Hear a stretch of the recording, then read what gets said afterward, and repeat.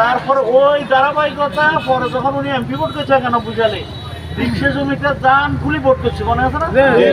আর ওই রিক্সা শ্রমিক তখন আস্তে আস্তে মডিফাই সিএনজি শ্রমিক হয়ে গেছে, আস্তে আস্তে সিএনজি শ্রমিক হয়ে গেছে।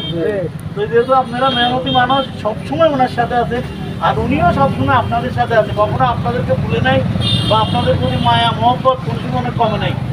ওনার সাথে বিএনপির একজন ভালো নেতা যত সব দেওয়া যেতে না পারে, আপনারা শ্রমিকরা কিন্তু ওনার জন্য এমনি করে মায়া ধরে